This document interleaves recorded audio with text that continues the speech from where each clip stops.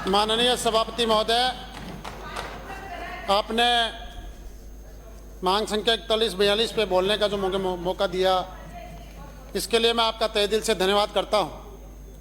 और आज पूरे दिन में इसके ऊपर पक्ष और विपक्ष के साथियों ने काफ़ी चर्चा की है, काफ़ी विचार व्यक्त किए हैं और काफ़ी सकारात्मक सुझाव भी इस बीच में आए हैं। मैं सबसे पहले तो धन्यवाद देना चाहता हूं माननीय मुख्यमंत्री जी का, जिनके प्रयासों से जल जीवन मिशन का समय बढ़ाकर 2028 तक माननीय देश के प्रधानमंत्री मोदी जी ने किया है। इस सदन के माध्यम से इस प्रदेश की जनता की तरफ से हम उनका कोटि कोटि धन्यवाद करते हैं। और ये किसी से छुपा हुआ नहीं है कि जो पिछली सरकार में व्यवस्थाएं हुई तो हुई, उस पर ज़्यादा मैं चर्चा नहीं करना चाहूँगा, लेकिन अगर ये समय नहीं बढ़ता तो निश्चित रूप से उसमें सुधार नहीं होता। और जो लक्ष्य माननीय प्रधानमंत्री मोदी जी ने जो हर घर में नल लगाने का, पानी देने का जो लक्ष्य लिया था, वो शायद लक्ष्य पूरा नहीं होता। माननीय सभापति महोदय, इस साल में भी हमारी सरकार ने पिछले एक साल में 1301 करोड़ रुपए के कार्यादेश और 41,621 करोड़ रुपए के टेंडर इसमें जारी किए और इस साल में 20 लाख घरों में कनेक्शन देने का लक्ष्य हमारी सरकार ने तय किया है। साथ ही ग्रामीण क्षेत्रों में पेयजल की सुविधाओं के लिए 425 करोड़ रुपए का बजट में प्रावधान किया है और अमृत 2.0 योजना के तहत 183 शहरों के लिए 5,123 करोड़ रुपए का प्रोविजन किया। और मैं मेरी तरफ से भी खंडेला विधानसभा क्षेत्र की तरफ से धन्यवाद देना चाहता हूं कि मेरे रिंगस और खंडेला नगर पालिका के लिए अमृत 2 योजना में 15 करोड़ रुपए के टेंडर जारी कर दिए गए। माननीय सभापति महोदय, मैं इस सदन के माध्यम से माननीय मंत्री महोदय से मांग करूंगा कि हमारा क्षेत्र में भूमिगत जो जल है वो काफ़ी हद तक समाप्त हो चुका है। ज़्यादातर ट्यूबवेल खाली भी जाते हैं। इसलिए मेरी मांग है कि लगभग 22 करोड़ रुपए के पेयजल के विभिन्न कार्यों के लिए बजट स्वीकृत करने की कृपा करें। और जो सोलर ट्यूबवेल हैं, प्रत्येक विधानसभा में पूरे प्रदेश में लगभग कम से कम 20 सोलर ट्यूबवेल अगर हम देंगे तो निश्चित रूप से लोगों को काफ़ी राहत मिलेगी।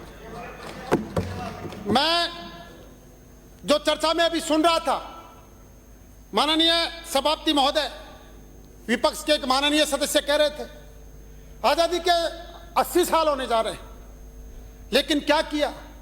पानी के लिए राजस्थान में कोई ठोस कदम नहीं उठाए गए। तो भाई इसके लिए भी हम दोषी हैं क्या? माननीय जूली साहब, हमें तो बहुत कम समय मिला है,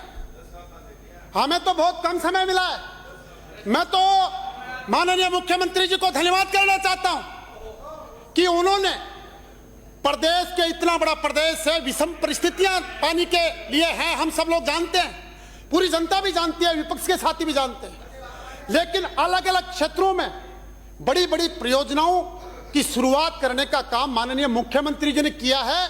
ये बात हम सब लोग दिल से स्वीकार करते हैं, विपक्ष के साथी भी मानते हैं। और मैं एक कहानी के छोटी सी 1 मिनट की कहानी के माध्यम से बताना चाहता हूं। माननीय सभापति महोदय, एक बार जंगल में आग लग गई।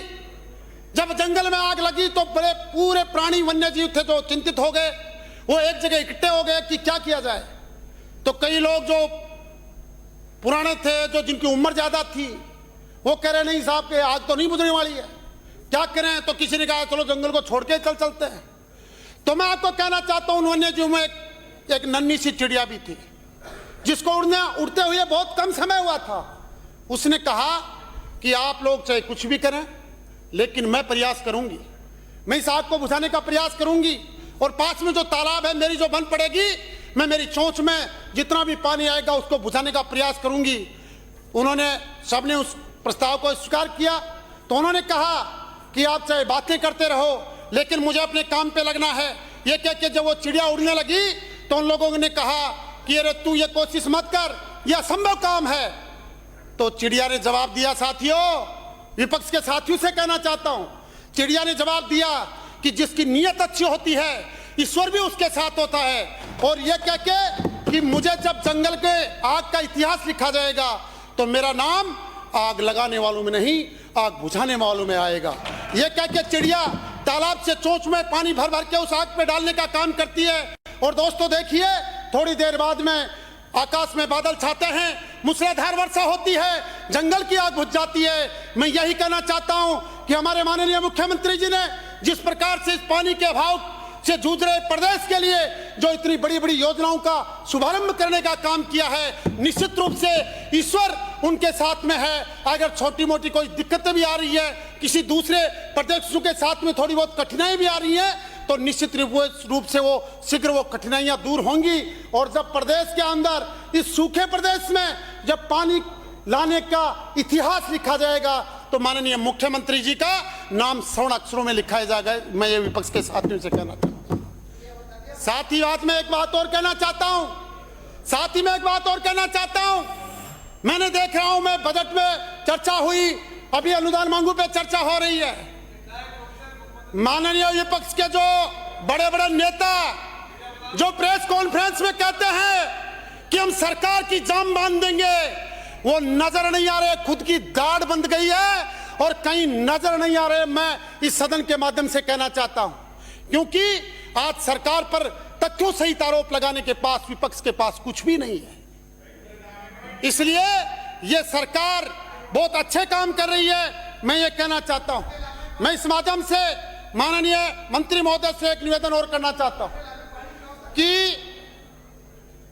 अगर हम सब लोग मिलकर इस दिशा में कार्य करेंगे, माननीय मंत्री महोदय, मेरा एक सुझाव है कि जितने भी विभिन्न विधानसभाओं में या पूरे क्षेत्र में जो तालाब है, जो बांध हैं, उनका जो बहाव क्षेत्र है, बड़े अफसोस के साथ कहना पड़ रहा है कि वो उस पर ज्यादातर जगहों पे अतिक्रमण हो गए। बांधों में आज एक बूंद पानी नहीं आ रही। उनके पूरे जो बहाव क्षेत्र है उसको अतिक्रमण मुक्त किया जाए, जिससे बांधों में पानी आए और वाटर हार्वेस्टिंग सिस्टम के द्वारा पूरी सरकार को एक लक्ष्य बनाकर कि हमें सालाना 1 मीटर 2 मीटर जल स्तर बढ़ाना है। ये जब तक हम नहीं करेंगे तब तक शायद पानी की समस्या का समाधान नहीं होगा। और मैं ये भी निवेदन करना चाहता हूँ, गर्मी का समय आ रहा है, हालांकि हमने 142 करोड़ रुपए का प्रोविजन बजट में कंटीजेंसी प्लान के लिए किया है, लेकिन जो विभिन्न क्षेत्रों में जो चालू जो ट्यूबवेल्स हैं उनके लिए मोटरों का, पाइपों का, उनका भी एक बड़े स्तर पे खरीद करके उनको उपलब्ध कराया जाए। मैं यही कहना चाहता हूं। और माननीय सभापति महोदय, अंत में केवल मैं यही कहूंगा कि पानी के स्तर पर हमारे प्रदेश की विषम परिस्थितियां हैं, उनके ऊपर सरकार बहुत गंभीरता से कदम उठा रही है। यह भी सही है कि अभी 1-1.25 साल का कार्यकाल हुआ है और इतनी विषम परिस्थितियों को इतने कम समय में काबू नहीं किया जा सकता। समाप्त कीजिए। हमारे प्रयास सराहनीय है। इसके लिए मैं माननीय मुख्यमंत्री जी को इसके माध्यम से बहुत बहुत धन्यवाद देना चाहता हूं। धन्यवाद। जय हिंद।